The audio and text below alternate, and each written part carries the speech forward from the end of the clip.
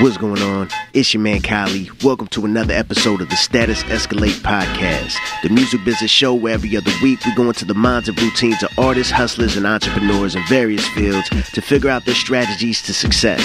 The idea is to learn and implement some of their approach into your own business to help plan and execute your next moves. Today's guest is Joaquin, aka Co-Ed1, from club promoting to working with the hip-hop festival production company Guerrilla Union. He's a go-to guy for numerous festivals and nowadays hitting the road with names like Merce, Kahleagues, Lauryn Hill, and more. Jose is someone who sees both sides of the music biz as an artist representative as well as an event manager and coordinator. Before we get into the show, though, I want to give thanks to all the support and everyone's been showing this year, man. I really appreciate the love, and I've had some dope conversation with people who've really been benefiting off the information from this show. So that's, man, super amazing. I appreciate being able to provide y'all with jewels while I'm learning things from every guest that I speak with, too. So it's really dope. Big ups. Don't forget to check me out every other Wednesday on Proof of Life Radio, also on the Platform Collection Network, or just search it on your preferred podcast app. Also tune in to TuMexHologram.com for the new 24-hour hip-hop channel curated by the big homie Tumex. More on that later, but for now, this is my talk with my man Jose Joaquin. I put in work and watch my status escalate. Yo, peace. My name's Jose, tour manager, road manager for some of the freshest and legendary hip-hop acts out in the scene. Also been involved in producing some of the nation's biggest hip-hop festivals, Rock the Bells, Paid Dues, Cypress Hill Smokeout, graffiti writer, artist, painter, illustrator, Co-Ed1, UTI, ITW crews, you know, some of the longest lasting graffiti art crews in the city of Los Angeles. Yeah, I really dig the 3D styles, man. I was able to hop over on your IG over the last few days and just kind of do as much research as I could, man. I'm feeling that particular style is like one of my favorites, and you're really nice with it, dude. So that's tight. No, I appreciate that. I feel like there's not a lot of people in LA that are doing that style or on the West Coast. Man. You know, so I was like, man, those are phase where, you know, everyone was trying to do it. I'm not going to say everyone, but there's a lot of people trying to do it. Yeah. And there was a few that were actually really, really dope on doing it. But then just, you know, people change up styles, move on. And like, for me, I felt like that was my niche. So I stayed there. I'm like, nah, I fuck with this 3D style. I'm going to keep going with it. The 3D is dope. It's always been my favorite. Well, you know, when I got into the graffiti scene, it wasn't a lot of cats doing that type of stuff. And then when not in front of me, it was all in books, you know, 12 ounces of soul type stuff. So it was dope. Yeah, no doubt. Yeah, it was dope to see, but, you know, I'd like to see it on the wall in front of me or on the freeway that I'm driving by, so it wasn't so often. And, you know, I have a lot of fan from this crew called WCS, and they had picked up this cat named Gil, and Gil was so nice. Dude, fucking rest in peace, Gil, man. Oh, word? Super dope, super humble. Like, yo, I only got to paint with him once. A dope little production, me, him, Ditch. It was like fresh production, and the homie was like just a super humble, super nice dude. Man. And we clicked, and, you know, unfortunately, you know, due to, you know, health conditions, some other stuff, man, like, yo, rest in peace to the big homie. I wasn't aware. Yeah, he was definitely super talented, bro. Yeah, he was dope. But yeah, the graffiti scene. So that's as far as, let's say, like this hip hop world. Was that would you say that was your introduction to it? Yeah, definitely, man. You know what? Like, I'm a hip hop head. You know, I support all the elements of hip hop, and I'm that dude that tried it all, man. I started in elementary trying to break dance. You know, I tried rapping. Then was no good at that. Tried beatboxing. I sound like okay with that, but then once I saw Beat Street and started writing my name on a wall, man, I was like, whew, that was it. There's definitely something pretty dope about pulling into, let's say, a rest stop or some random store in some place that you've been to, but I don't know if I've ever been to this place. Pull out a scribe and look, and I'm like, this fool trying to bite my. Oh no, that's me. I caught a spot here. I don't remember being here. Yeah. You know what I mean? That's happened a couple that's times. For sure. You know, being out on the road and touring all over the U.S. and hitting rest stops and, you know, the random gas stations. I'm like, oh, shit, I think I remember this spot. Like, y'all gotta go to the bathroom. Like, oh, shit. Like, you know. already got a spot there. That's dope. And just brings back memories of like, oh, this was on this tour with this artist. Okay, I remember this.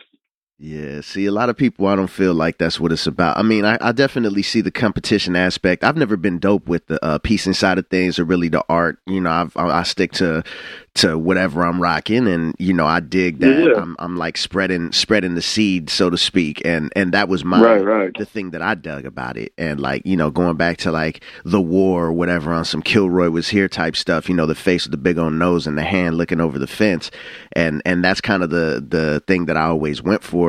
So yeah, that's dope. Because usually I bring that up and fools don't have any idea what I'm talking about. They're like, oh, I don't know. Maybe they don't get up a lot of spots. I'm a product of the '90s, man. Yeah, man, that's really dope. I'm a child of the '90s, most def. Had a lot of older homies doing their thing. So you know, getting into coming out of high school and stuff like that, and rock the bells and everything. Man, it was really dope. I remember when it was at smaller venues, and then I remember when it went to the bigger venues, and it became such an amazing thing for the West Coast, and then it spread all over the U.S. And man, how did you become a part of Guerrilla Union, and just how did that go? Yo, man, it's crazy because like my background, like I was going to school to be a social worker because I was a little nerdy kid, and I was like, you know, I've been working with kids like 10 years. During daytime, I'm going to school, going to college, taking childhood education classes. In afternoons, I'm over here working in elementary schools, running after school programs, coordinating, you know, multiple school sites, sport leagues, doing all these like family involvement activities. So I was going to school for social work, but at nighttime, I was also a club promoter. So I'm running around building my street team, promoting, you know, like all the jiggy clubs and just getting involved with events. You know, I started throwing parties when I was in high school. So, but you know, the scene wasn't what it was, and I just started doing clubs.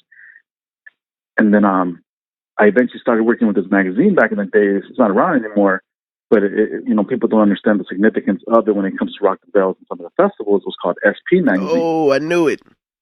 Yep. And SP used to have a show called every year, The Night Hip Hop Stole Christmas. Right. So that was definitely one of the OG shows. In Wilmington, sometimes, right? Yeah. No, we had it. Yeah, Wilmington, LA. I'm like, the Wilmington Boys and Girls Club. Yeah, I remember. Yeah, bro. Like, you know, I mean, the Night Hip Hop Stole Christmas was definitely like a staple in you know, Los Angeles hip hop and music and events for that generation, for this new generation, I should say. You know, and we were at a B-Boy Summit. I want to say it was B-Boy Summit, and they started talking. This dude went up to start talking to like one of the directors from the company, and was like, "Yo, you know, I need some promoters. I need a bigger street team. I need to build my street team bigger. I don't have anyone to cover like the whole Long Beach area, Compton, Linwood, like out on that side. We cover LA, Hollywood, all this shit out here. We don't have anyone out there." So I'm like, oh, and I'm listening, and I'm like, yo, like I got a street team, like I promote. I'm like, what the fuck? Like, what do you need help with? I'm like, what you got? You know, I didn't know who this was at the time. So I gave him my card, and he's like, okay, dope. Yo, I do the Cypress Hill Smokeout, and I need help on that side of town. I'm like, oh, dope, yeah. He's like, you ever been? I was like, nah, but I know of it. Like, you know, of course. I wasn't that, I didn't know about the festivals, you know, on that scale yet. So he was like, dope, cool. I told him I got a street team. I told him how many people. I told him what I can cover, what areas. And he was like, dope. Okay, cool. You know, we'll keep in touch. Never heard from him again. I was like, all right, guess not. Next thing you know, I get a phone call from his street team coordinator.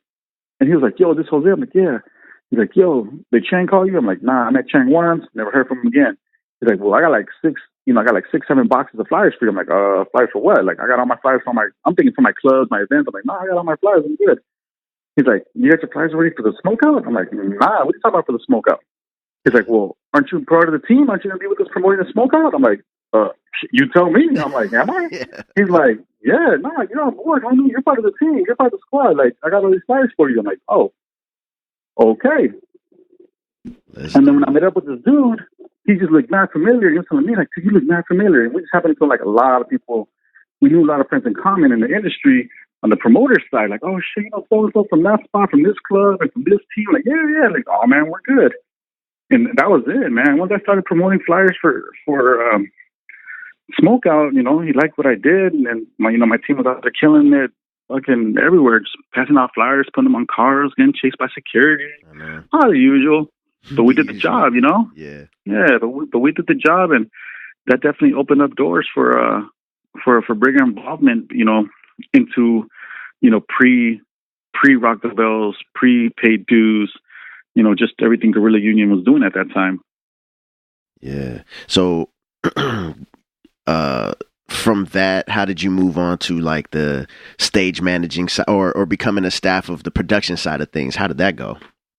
You know, like at that time, Rock the Bells it was just starting as a weekly Friday night spot in Hollywood. You know, it was just like this Friday night spot where every week I'm like, fuck it, we're gonna bring in dope people every Friday night. You know, one weekend was MOP, one weekend next Friday was KAHLEE, next week was the RZA, next week was the GZA, next week was Raekwon. So the more that kept building, that's when Chang got that idea. It was like, yo, we can just put everybody, all the Wu-Tang together, and make one festival happen, you know. And then at that time, I still wasn't full time with Guerrilla Union. I was still just like on board. Like, there's this comment like, yo, Jose, we got this job for you. I'm like, good, down, count me in. Now I'll start working it. And that was already this was already, you know, 2004. So that was the very first Wu-Tang festival. And by then we had already done 2 different smokeouts that I was the VIP manager for. So I was in charge of all the VIP area, the fulfillment, recruiting volunteers. I had like all my team working. So he saw that I was showing leadership skills. Like, yo, like I got this. Like, just, you know, right. He could rely on let me know what you need done. Yeah, nah, for sure.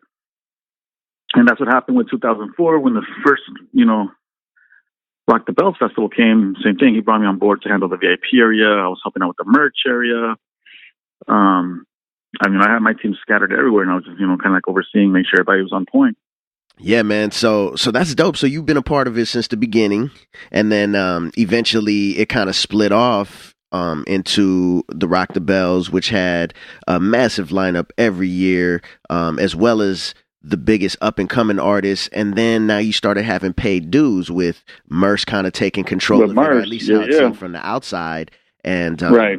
I've been to at least one show where it was like the paid dues stage. I don't remember the timing, but did it kind of start off as like a paid dues stage and then it became 2 separate festivals or something like that? No, you know what? From what I can remember, I don't think we had a paid dues stage until we started the paid dues festival. Okay. I think we started the paid dues festival first, and then that was just a way of keeping the collaboration of the 2 festivals and people's, you know, keeping it fresh with people. Like, yo, both of these are our shows. Like too. The branding, no doubt. Cross promo. So I think that's you know, I think that's where it went. I think we started the festival first, and then kept the branding going and added the paid dues stage at Rock the Bells. So over time, coming back to kind of where you are now as like a tour manager and a road manager, amongst other things, but in that side of things particular, how did you, I'm assuming that these are kind of the avenues where you met the artists like Lauryn Hill, like KAHLEE, like Merce, and exactly. Flash, and how you kind of definitely became. So how did you kind of become their managers, or just the overall idea of like how something like that kind of happened? I mean, I'll take a cool story too, you know what I mean? But just for sure. idea. I mean, definitely, you know, like some of the best relationships, business relationships, I want to say even just business and like just friends that I've made through all these years in the industry, definitely built from Rock the Bells and paid dues. You know, because at the end of the day, I started by working with these people, and they're relying on me to be able to help them provide something for them at the festivals. They're like, yo, go look for Jose. Go look for Jose. He'll take care of that for you. Go look for Jose. You know, he'll take care of that for you, especially when it comes to the merchandising, which is like on the independent side of the hip hop shit. Like, man, you know, merchandising is definitely a lot of bread and butter for some of these artists when we're on tour, you know? So when you got like Merce and Immortal Technique, you know, especially one of my favorite stories is Immortal Technique. Like, love that dude. That's my brother right there. And like, he definitely relies heavily on merch sales, on his t-shirt sales, you know, especially because it's such a big thing that people, you know, like when I go to a shop, I'm like, yo, where the shirts at? Like, I want to, you know, you can't find these at the mall. You can't download a shirt either. Yeah, exactly. You can't download a shirt. Oh, yo, I'm totally posting that later, homie. That You can't stream a shirt. You can't download a shirt. You know what I mean? Straight up. Spotify ain't stealing the shirts. Yeah, no doubt. So the 2007 tour, that was the first time we took Rock the Bells nationwide. I think we had like 15 stops. And I was in charge of all the vendor booths, all the artist merchandise on that tour. So I got to deal with a lot of these artists every single day to make sure they have their setup. Here's where you have your shirt spot at. This is where the VIPs at for you guys later on today. Like, so I'm communicating and dealing with these people every single day. And I ended up building, like, if there was a problem, I was the one they're calling. If they have any questions, I was the one they're calling. So I built a good rapport by dealing with these people all summer long, you know, especially like with tech. Like I said, you know, there were some cities where like, yo, you want to set up your shirts? Cool. But this is, you know, a business. This is a legit union house venue. So, you know, we have to tax you on your shirt sales and this and that, you know, 50% at the top and all this other stuff. And there were times where tech's like, nah, I ain't even shit. Like, I made these shirts. You didn't pay to make these shirts. So why, you know, so that daily struggle with tech happened every single show. That it was one of those type of places.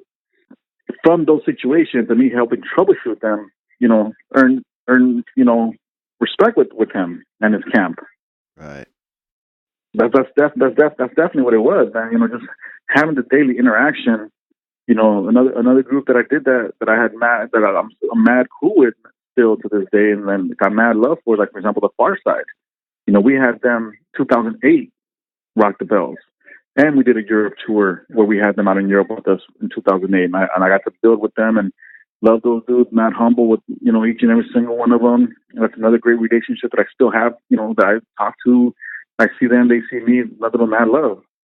Yeah, you know, like as an artist myself or just somebody involved in different types of events, even outside of music, there's nothing like meeting the person that you kept hearing their name all day. You're there early since sound check or setting up in the day and the show is hours away. You keep hearing this name, and then you meet this person and they live up to expectation, or just being able to rely on somebody in a business where so many people either don't take it as a professional job or don't understand the concept of professionalism.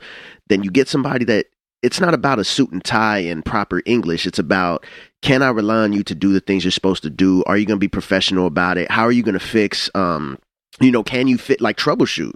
You know what I mean? Like, it's a great thing. So I think when you meet somebody who's kind of on your level, and, you know, as artists, we don't want to give people any control over our art. And even though you're not making my art by handling certain aspects of my game, you're still a representative of my art, or at the very least, you know, helping me convey that to my fans. So when I can rely on somebody, man, it's like, dude, that guy is great. That woman is great. Like, I love this. So it sounds like that's kind of how you overall built it, because to be able to respect somebody and understand that they respect your work, man, it's a breath of fresh air for sure, dude. Nah, for sure, man. So that kind of moved into meeting people, and I could see how that happens. I mean, shoot, I see people on the street really doing a good promotion, like not just passing out flyers, they're making eye contact and communicating with people. Right. And, you know, I've never been one to pass out 100 flyers. I'm better. I mean, I've done my job putting them on cars and, you know, being outside of the club, but I'm better. I could pass out 1,000 flyers, or I can pass out 20 flyers, and probably 20 of those people will go because I'm talking with them. I'm building like a rapport with them and things like that. Like, I'm more that kind of guy. But when I see somebody doing it on a different level, I automatically want that person on my team if I'm able to, you know, do that. Or seeing somebody, you know, handle business on the stage while other people aren't even paying attention because maybe I'm not important enough. It's like, well, if you have pride in your job, you're going to do your job regardless of who the people are working with you are, you know? So I'm assuming those are things that these people spotted with you and, you know, maybe approached you, or maybe just over time you just become, you know, working together and things like that. But how has that changed? I mean, coming from, you know, a graffiti cat, just being just a fan and transitioning into being a part of it and probably being recognized and then being respected and then being like the go-to guy, you know, how does all that kind of feel, and how does it like drive you to be better at your job? It has to do with two things. One, the comfort level with the artist. You know, knowing Merce, Fashion, KAHLEE, Miss Hill, knowing that they're comfortable with me after all these years, and you know, trusting in me to do what I got to do, lets me do a better job. Right. You know, I think when I've earned my role with them, to be like, cool, Jose's got it. Or like, yo, go to Jose. When they're telling people, no, go to Jose, go ask Jose. Or like, you know, go ask my tour manager, go ask my road manager. Like he'll take care of it. Like once they have that trust in me to do things and troubleshoot or fix things or even create, you know, because sometimes people will hit them up for stuff and then be like, no, talk to Jose, that's my boy right there. Talk to Jose, he'll set it up. Or talk to him, he'll let you know.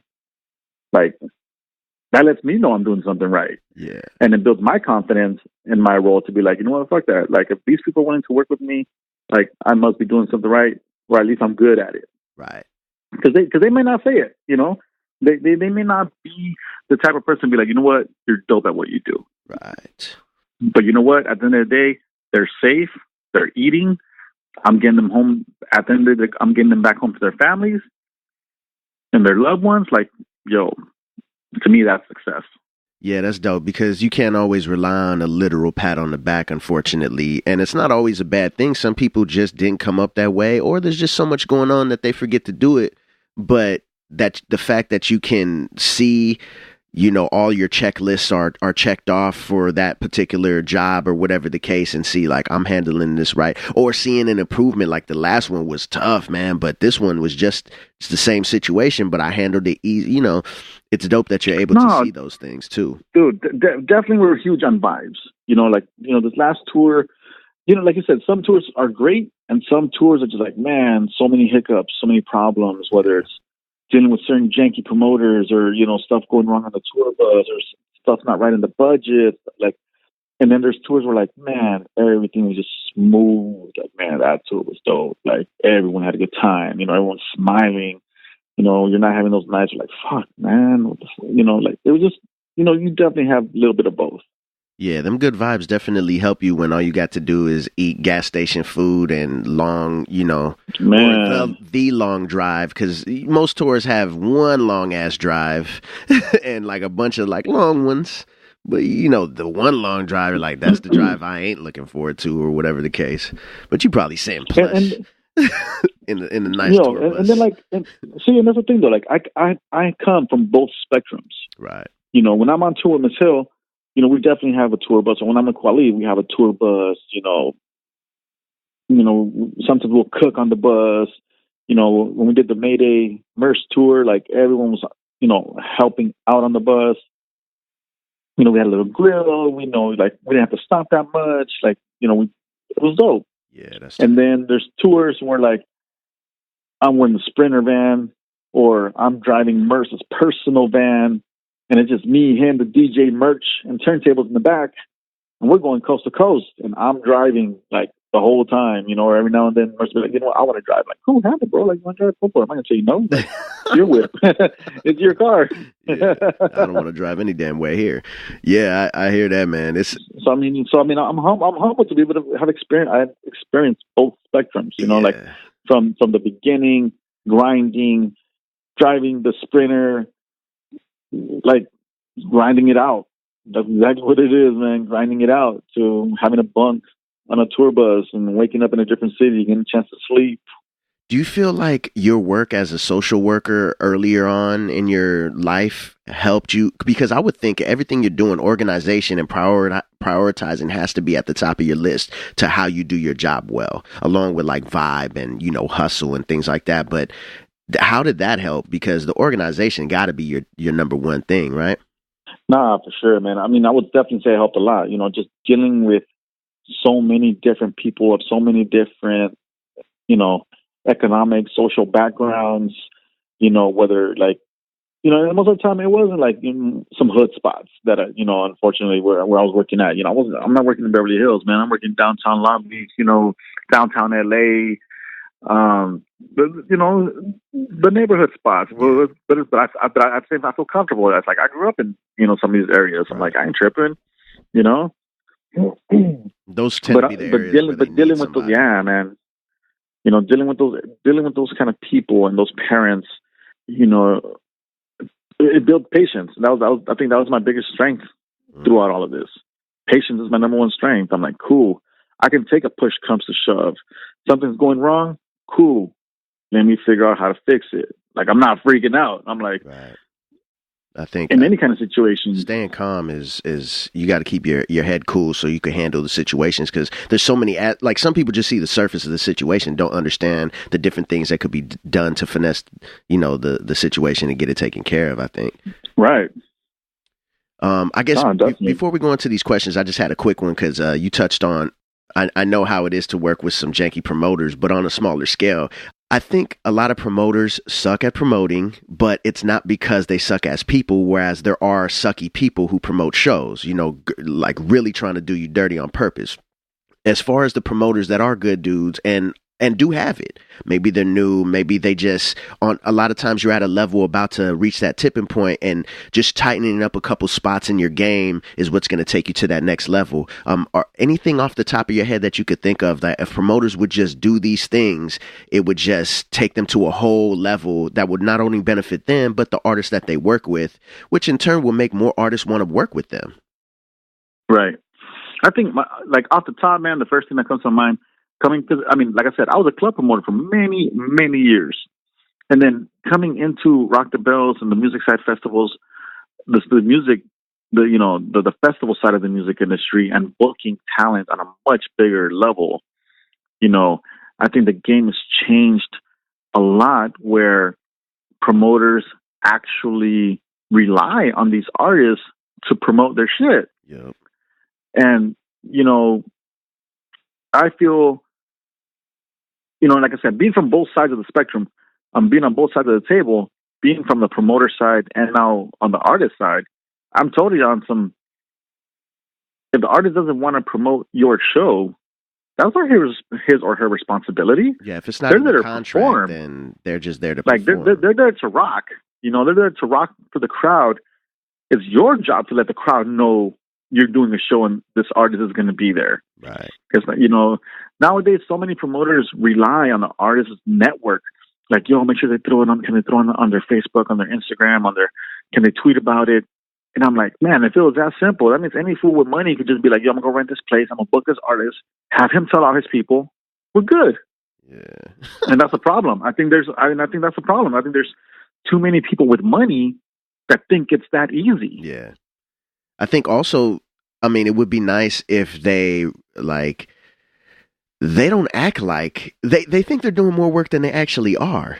It's like, I don't even like to call them show promoters. I like to call them event coordinators, because all they're doing is supplying the venue and maybe a host for the show. And it's like the artists do all the work. A lot of times, at least, they're selling all these ridiculous amounts of tickets, which is a whole nother story. And in the end, they get treated like scum. Like, even worse than the showgoers. And it's like, hey, these are literally the reason why you have money coming into your venue. You need to treat them a little better. And then you got your fans. You need to produce. Just because you got artists selling tickets doesn't mean you got to have every random dude who started rapping last week with money open up. At least you got some garbage openers that'll sell tickets. Great. Have some dope local openers, or just dope openers in general. If you don't want to throw them no money, I'm sure you could get some good artists to perform for free and put them in a good time slot before your headliner. Because after 3 shows, everybody in the city is talking about how don't bother going to the show until 11 o'clock because all the openers suck.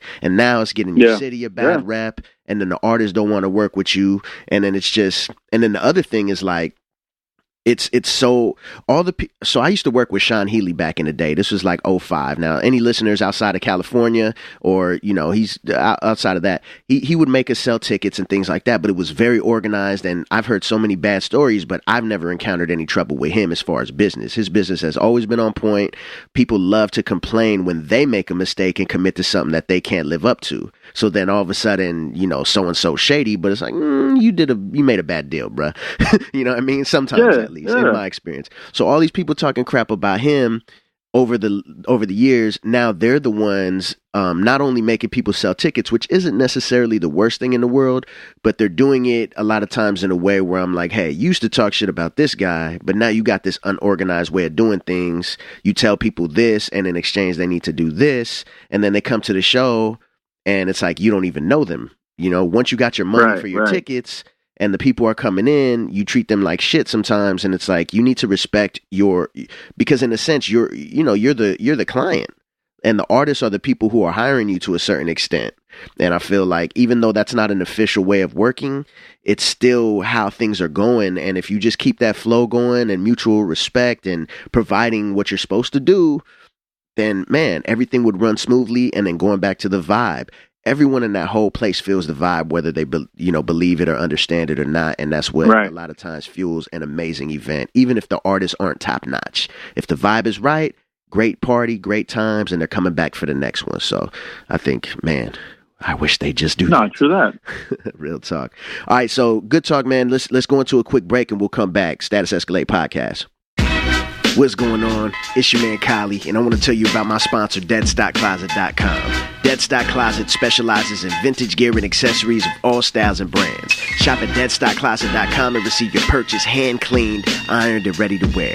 Use the coupon code SEPodcast at checkout and get 10% off your purchase, plus an additional discount on your next one. DeadStockCloset.com. Vintage flyness straight to your doorstep. And for any artist looking to gain exposure, check out StatusEscalate.com. Status Escalate is a PR company who's spreading the word on new up-and-coming hip-hop artists for years. Go to the contact section at StatusEscalate.com to discuss a package and rates. Let them know you heard about them through our podcast and get 50% off your first project. And that's at StatusEscalate.com. And lastly, don't forget to check out 2Mex Hologram Radio at 2mexhologram.com. The 24-hour hip-hop radio channel with shows like Proof of Life Radio, The Friday Up, and more. Fresh and rare hip-hop 24 hours a day. Available on TuneIn Radio or stream it directly from 2mexhologram.com. 2Mex Hologram Radio. Everything is about to change. Now let's get back to the show. I put in work and watch my status escalate. Status Escalate Podcast, we back. My man Jose in the place. Man, it's great. It's hard for me. It's hard for me to not ask you a bunch of random questions because I want to hear so much. But hopefully another time, maybe have you on again. No doubt, man. But I do got these questions, man. Now the questions are designed to like enlighten our listeners on ways that our guests reach success and goals themselves. So we're kind of providing ideas and actions to implement into their own business and lives in general. So a lot of times I feel people are ready for that next level, or they're just starting, or it's like no matter where you are, people really think it's hard to do certain things. And it might be hard, but a lot of times it's not complicated. So for somebody like you or a lot of my other guests, you know, they have so much going on in their lives. They're successful in what they do. And I don't know. I think people think that they're Superman sometimes. And maybe you are, you know what I mean? But you're not a magician. It's about, you know, handling things and how do you juggle things. So that's what this portion of the show is about. So that's how the questions are ready to go. So do you have any daily rituals or routines to get you through your life? Nah, man. I think, you know, one of the things that I like to look at when it comes, I guess, daily rituals, I would say, and I say this a lot. I'm like, man, every day is a new day. It's you know, unless I'm on a tour where I'm planning ahead, like a whole month in advance, where I know what I'm doing the whole next month. I tell myself every day is a new day. And one of my favorite quotes is from a lyric that my boy 2Mex has on one of his songs. He says, every day all of my dreams come true. Why? Because I dream small. Mm-hmm. I'm like, yo, that's so dope. Like, man, like, you know, you tell people dream big, make big goals, big plans, plan ahead. I'm like, in the bigger picture, yeah, that's fresh. But if I can make my daily dreams come true, I'm good with that. Right. I see that. But listeners, don't take it as have low standards. What he's saying is have many goals. Nah, man. Have many goals. You got big goals, but you got a million goals in between those. And it's all about wins. It's all about small wins. Put one foot in front of the other. Small wins. And before you know it, you look up and your journey you've came a long, long way. So yeah, I feel that. I think that's dope, man, because you can't approach every day the same exact way, but you still got your ways of hitting it, man. I think that's tight. Oh, for sure. Do you have any life hacks with with all that you take care of, maybe organization or saving money and or traveling, saving time, what are some tricks or tips that you use to do those things, or anything else? Shit, man. Tricks or tips on some. It's really hard, especially when it comes to traveling. Because I'm thinking of the like I said, the tours are different. There's some tours where there's food being provided for us every day. Mm-hmm. So cool. I don't got to worry about shopping today. I don't got to worry about for the next month. I know I'm gonna have a meal ready for me at the venue. And there's some tours like, man, when we stopping? When we hit this next truck stop? When we're going to stop and pull over to get some food? So that's a very difficult question because it varies. It varies so much. Have you found? How about let's do it like this. Let's say like these flying J's across the country, or these truck stops with showers, or I know a lot of times it's like, okay, I don't know how, if you guys get like a couple hotel rooms, I'm sure it's different all the time, but like, let's say I'm going on a bus and we'll be parking in a hotel and there's like 10 of us or however many, and there's one room, really just a shower. Somebody could sleep in there. Yeah, pretty much. Yeah. But then it's like, man, with me, I just took a shower last night. It's not even 8 hours later. And we're at a truck stop where I could take a shower. Now, them truck stop showers, boy, them some good showers. I don't like, They're fly. They're super dope. Yeah, don't hate pressure, on those. Don't warm. I remember the first time I took one of those truck stop showers. I'm like, what? I'm like, yo, these are fly. Like, yeah. Like, I didn't know what to expect. I'm thinking, you hear like it's a truck stop shower. Yeah, like, yeah. Okay. Wear some shoes, though. Wear some shoes. Yo, but no doubt, man. No, man, there's a life lesson right there. I mean, fucking sandals. Yeah, fucking hard sole sandals everywhere you go. Man. That's something you can learn from the big homie from jail. Like, definitely protect your feet. But and I'll say, there's been times where it's like, I don't want to take a shower. I just took a shower. I literally just woke up, but I have an opportunity and I may not have the next opportunity. So I'm gonna go ahead and take another shower. Fuck it. Yeah, no doubt, man. And because sometimes the reality is, dude, you might go a couple days without taking a shower. So I say, just for that thing in particular, make sure you got some baby wipes on deck, clean up, use deodorant. Even if that ain't your regular thing, you better respect the people you're with. Keep yourself clean, you stinky bastard. But, yeah. I mean, your health, man. Honestly, your health, man. Because, I mean, as opposed to like normal, I'm not going to say normal people, but I'm going to say like a normal day-to-day where you get a chance to be outside, get some fresh air and, wander around. A lot of times, we're in an enclosed environment, whether it's in the car, the bus, straight to the venue. Now we're inside of a venue. I mean, so the majority of our day, out of the 24 hours in the day, we're enclosed. Mm-hmm. That's where like all that emergency and, all those vitamin C packets and, airborne, like, man, take those every day because it helps fight off, just the flying germs. Yeah, a lot of times I think you'd be healthier if you just kind of washed your hands more. Simple as some sanitizer. Things like that, yeah, that's a good tip right there. What are some daily obstacles you go through and how do you work through them? Daily obstacles? Do you mean like when I'm home or when I'm on the road? Because I mean, it varies. Yeah, really it could be anything because I've spoken to people who, the idea of this show and really one of the reasons why I made it is because a lot of people think they have the best ideas in the world and they'll never know because they'll never try. And whether it's sitting on the, computer playing games or on your phone on Facebook, or you are kind of half-assing it out on the street or whatever you're doing.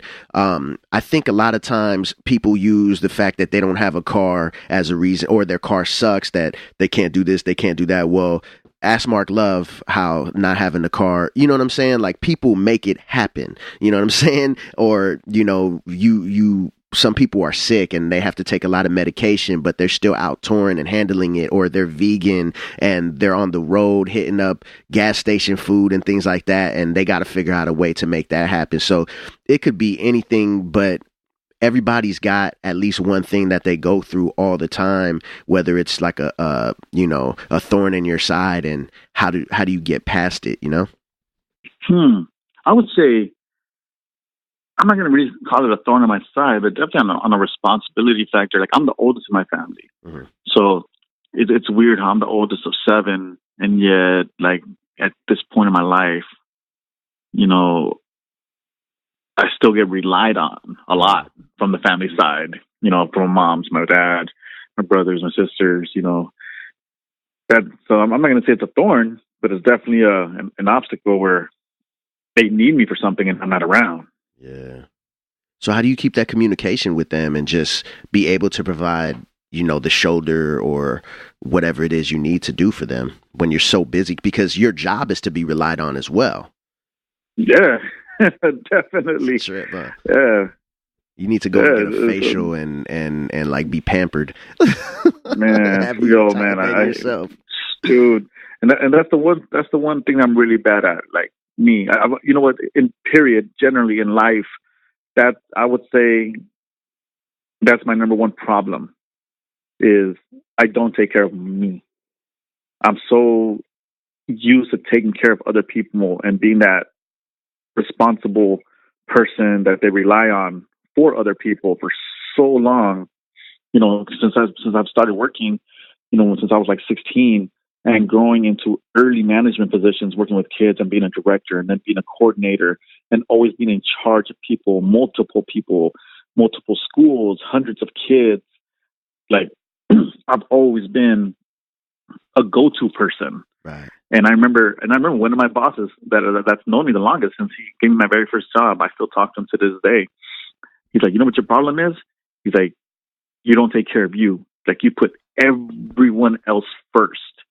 And you make sure everyone is good before you take care of you. I'm like, that's true. I do that. Like, I do make sure everybody's good before I make sure I'm good.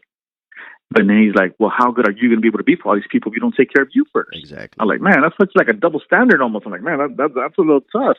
Well, you figure out your times. Even a lifeguard, I remember this from Baywatch. One good thing did come from it. When I was like 10, asking a lifeguard when you're by the under the pier and you're trying to save somebody and the waves are hitting and you're about to hit the pier but you got somebody in your arms. What do? Do you protect the person you're trying to save by putting yourself between them and the big pier columns? I can't think of the word. Or do you use them? And what you're supposed to do, you think you're saving somebody's life, so you put yourself in between them. But the idea is, no, you use them as a shield, because if you knock yourself out, now you're both going to drown, And I had this dude who, he was always hitting it, promoting and going so hard at it. And every time I seen him, he's about to pass out standing up. And I'm just like, dude, I'm tired, He's always in a bad mood, negative. Yeah. And, I'm like, why don't you just go get some sleep? Man, I can't sleep because, if I sleep, blah, blah, blah. I'm like, if you don't sleep, you're going to be out for more than just, 12 hours. You're going to be out for a couple weeks if you don't take care of yourself. I know you got some time off before you go out again, man. I hope you just take a day to yourself and binge watch, do something, before you get out there. It's a new year, so go ahead and give yourself some pampering, you know what I'm saying? Man, definitely. Yeah. That's for sure. Can you give me an example of a failure turned success, or even a success that ended up being a failure in the end? It's kind of hard. I can't, honestly, off the top, I can't think of something on that scale. I think, did you really, how did the transition from doing the social work into like the promoting, and when the promoting and the production side of touring and things like that become official, did it take you away from the social work that you were doing? Oh, no, definitely. I remember it clearly, man. I was 2007. The 2007. No, it was 2006. 2006. I had already been working with Guerrilla Union on and off, part time. I was still working full time at the schools, coordinating after school programs, and still going to college. So 2006, I get the phone call and they're like, yo, Jose, we've been working together for the last 2 years. Guerrilla Union, we're not a big company. We're definitely, it's family based. It's only like 5, 6 of us that run the whole company. And at that point, at that time, it really was. It was just a few people. It was not no big company trying to make these grand scale productions and festivals happen. It really was like 5 or 6 people total. Wow. And he calls me and he's like, "Yo, we've been working together for the last 2 years. You're dope. You're someone we trust and we rely on, to make things happen within some of the festival aspects." And we're finally, we're in a position where I can offer you a job. Before we were relying on the festival money, in order to keep going, the shows need to be profitable in order to pay people. It's not a regular company where we just happen to have all this money being generated 24 hours a day, Right. But we're in a position now where I can afford to hire you. I'm like, dope.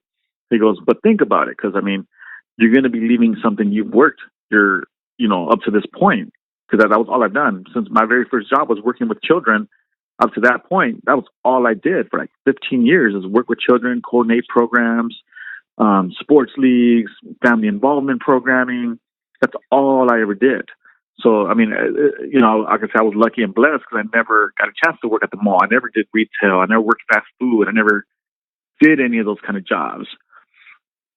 I went straight to working with kids, and that's all I did. So when he's like, "Yo, this is all you've done," I'm going to let you know, I can't pay you what you're making with the city working those programs. I'm not going to be able to offer you benefits. This is like just, I have a position. I have a little bit of money available that I can offer you. You do a good job. We would love to have you on board.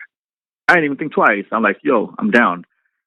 And he's like, "Nah, really think about it. Like, you put in a lot to leave." I'm like, "Nah, but this is another passion. This is my passion. Music, art. Like, yo, I love working with children. I love working with families. But my passion was more with music." Right. So once he gave me that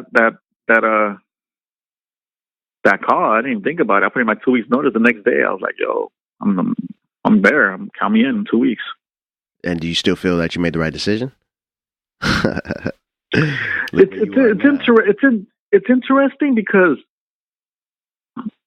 financially, I'm in an industry where like I don't have a 9 to 5. Right. I don't clock in and clock out.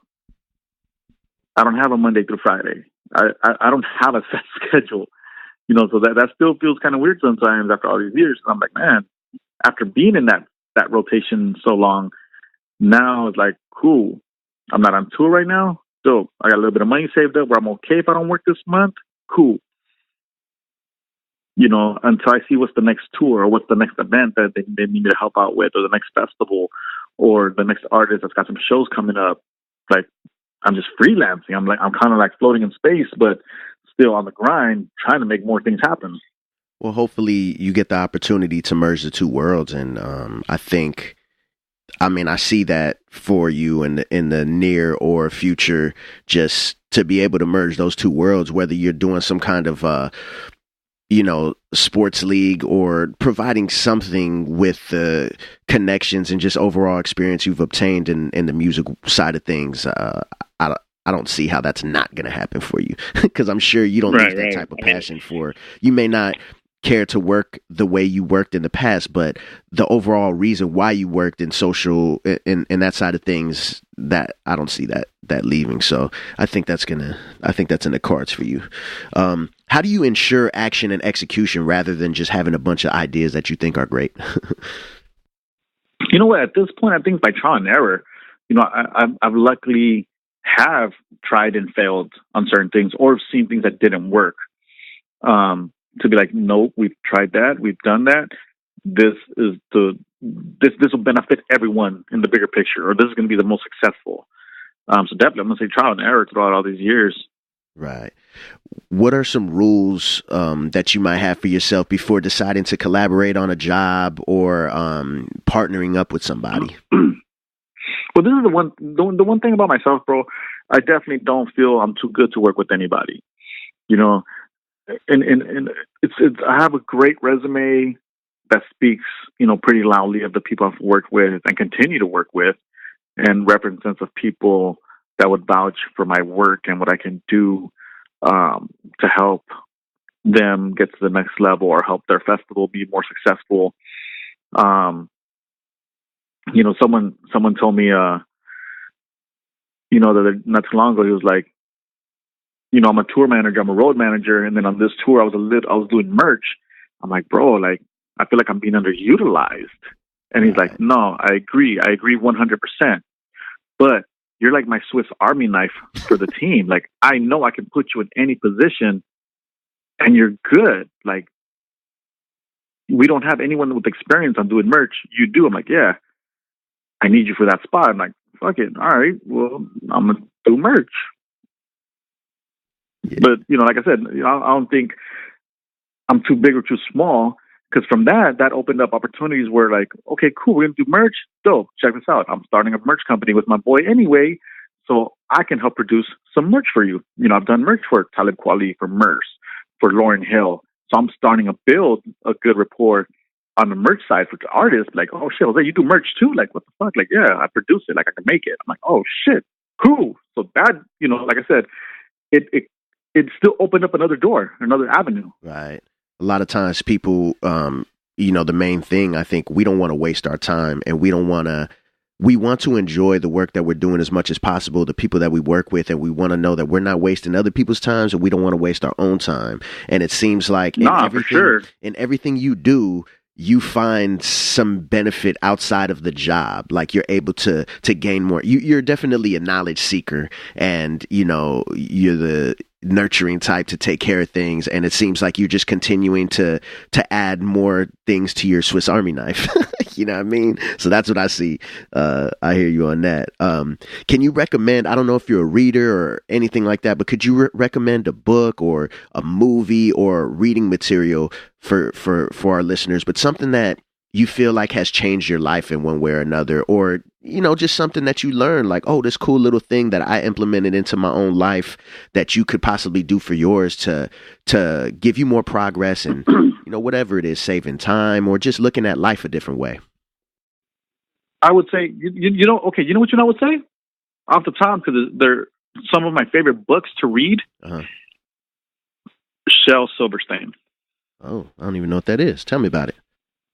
Oh, man. Yo. You would appreciate them. Okay.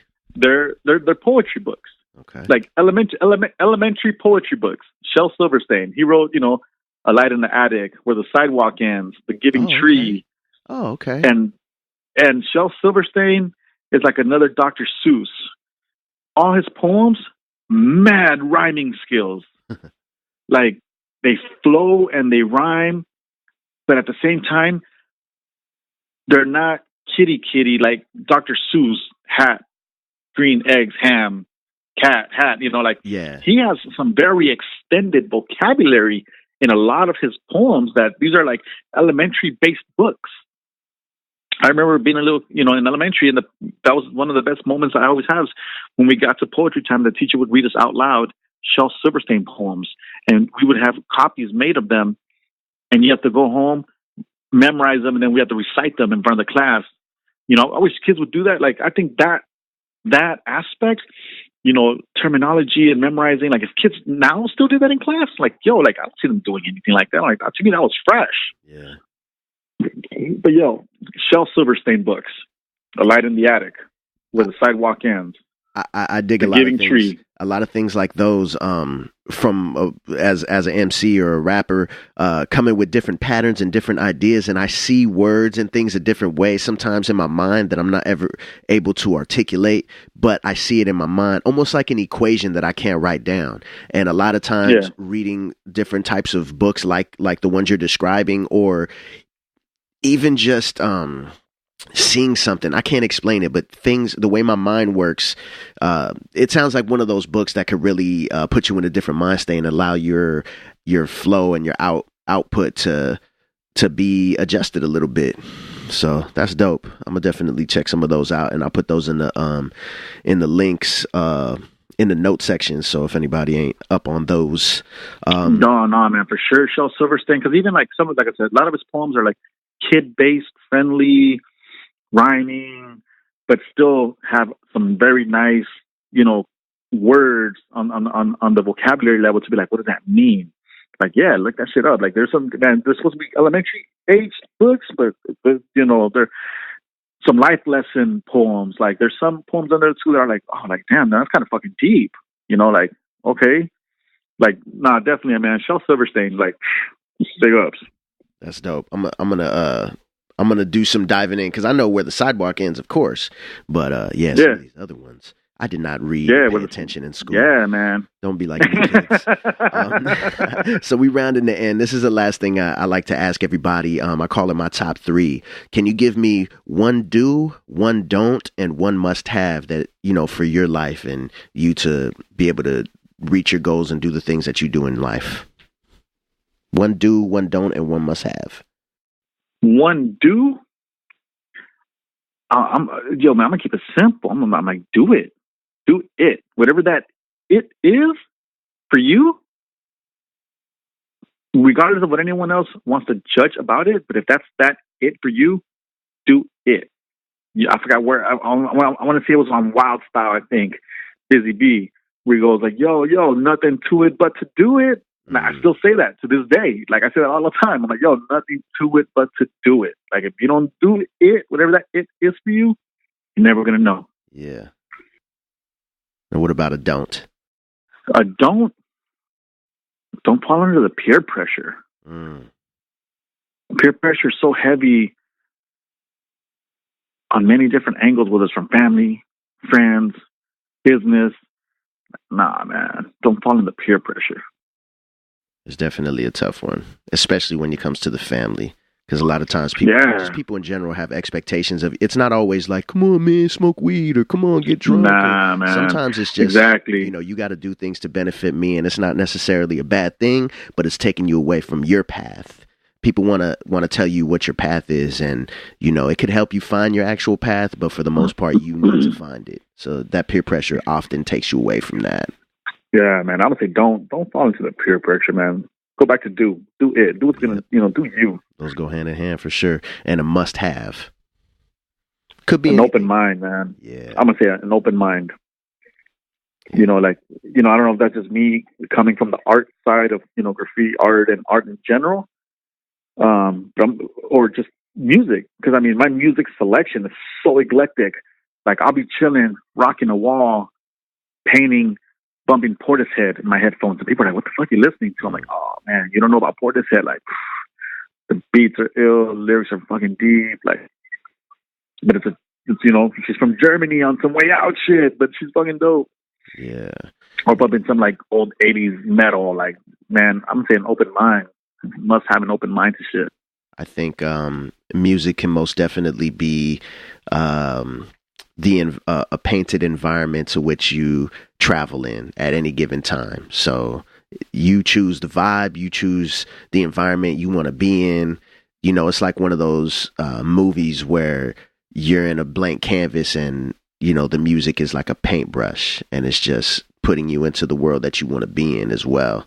And with that being said, having kind of a closed mind about art in general, or just whatever it is, I think you get stuck in the same damn mode, and that's insanity. You need to get outside of your regular. It's like playing the same video game over and over again.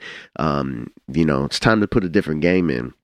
And then going back to just do it, man. Sometimes I was just on my last interview. I was just talking to my man about it, and it's just like, we try to find the best way to say things, and a lot of time, my man Sabak, he instead of saying kill 2 birds with one stone, he said feed 2 birds with one seed.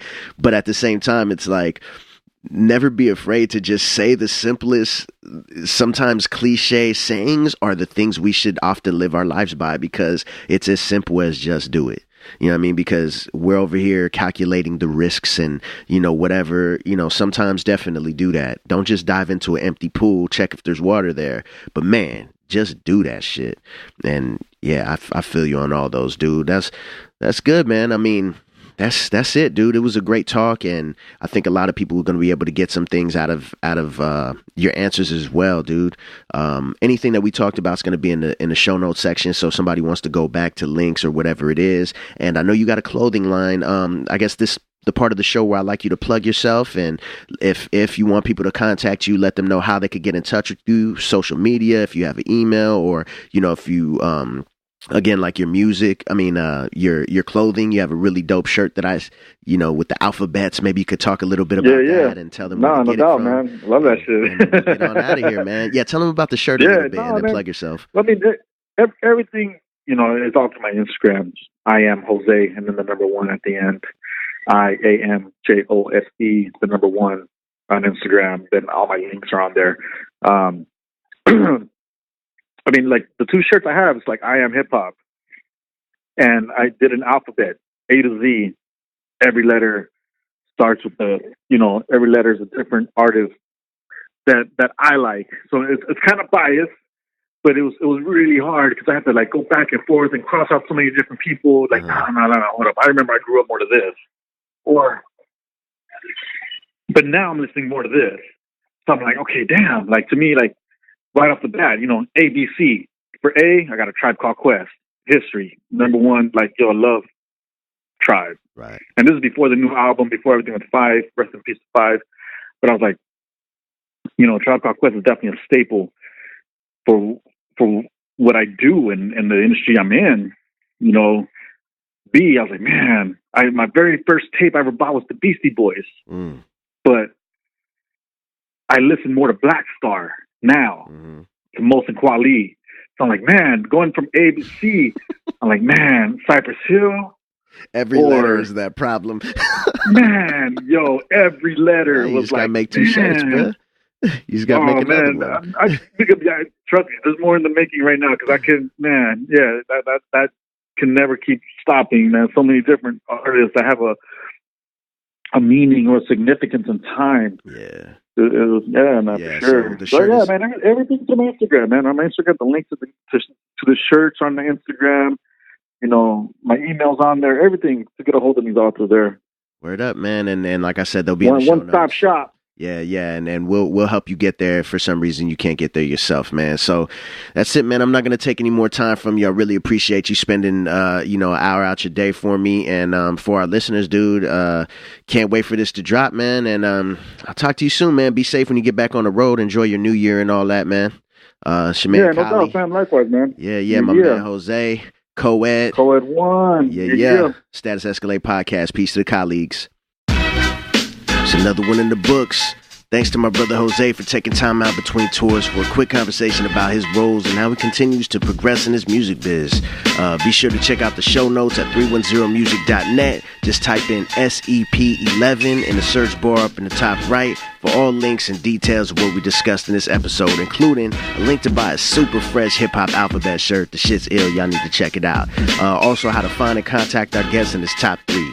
Please visit platformcollection.com for other great shows on the network like the 2Mex Hologram Podcast, Really Dope, Crappy Awesome, Orchestrated, Life on the Road with 60 East, my other show, Proof of Life Radio, of course, and more on the Platform Collection Network. Also, don't forget to check out 2Mex Hologram Radio at 2mexhologram.com, the 24-hour hip-hop radio channel with shows like Proof of Life Radio and The Up and more, man. Fresh and rare hip-hop 24 hours a day, available on TuneIn Radio or streamed directly from 2mexhologram.com. 2Mex Hologram Radio. Everything's about to change. Also want to say thanks to our sponsor, DeadStockCloset.com. Dead Stock Closet specializes in vintage gear and accessories of all styles and brands. Shop at DeadStockCloset.com and receive your purchase ironed, cleaned, and ready to wear. Use the coupon code SEPodcast at checkout and get 10% off your purchase, plus an additional discount on your next one. DeadStockCloset.com. Vintage flyness straight to your doorstep. Also, big shouts to StatusEscalate.com. Status Escalate is a PR company whose purpose is to create awareness for you as an artist and expand your brand. Status Escalate's been spreading the word on new up-and-coming hip-hop artists for years. Go to the contact section at StatusEscalate.com to discuss a package and rates. Let them know you heard about them through us, and you get 50% off your first project. That's at StatusEscalate.com. And that's it, man. I'll catch you in 2 weeks with a new guest and more info for you and your career. Thanks for subscribing, rating, and reviewing. It really helps. I appreciate that. And remember, you can plan for success, but you can't reach it without execution. Peace to the I put in work and watch my status escalate. For the qualified pro in this business of rap. For the qualified pro in this business of rap. Brought to you by PlatformCollection.com.